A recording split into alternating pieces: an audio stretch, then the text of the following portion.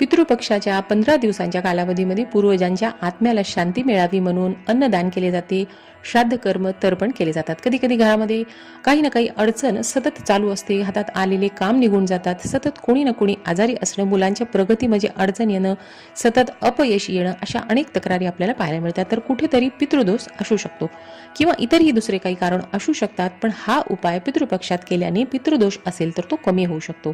तुम्हाला काय करायचंय की संध्याकाळी स्वयंपाकघरामध्ये तुम्हाला आपली जी बेसिन असते ती अगदी खरकटी भांडी वगैरे सगळं तुमचं संध्याकाळचे सर्व कामे झाल्यानंतर बेसिनच्या जवळ तुम्हाला एक पणती घ्यायची आहे, दिवा, त्याच्यामध्ये मोहरीचे तेल 2 वातीची 1 वात करून तुमची वात जी आहे ती दक्षिण दिशेकर करून तुम्हाला हा मोहरीच्या तेलाचा दिवा 15 दिवस रोज रात्री पितरांच्या नावाने घरामध्ये लावायचे. 15 दिवस रोज रात्री तुम्हाला हा उपाय करायचा आहे. असे म्हणतात की या 15 दिवसामध्ये पितृ पृथ्वीवर येतात आणि आपल्या कुटुंबाला आशीर्वाद देतात. त्यामुळे तुम्ही हा उपाय करून बघा आणि पितृदोषांपासून मुक्तता मिळवा. व्हिडिओची माहिती आवडली तर सबस्क्राईब करा.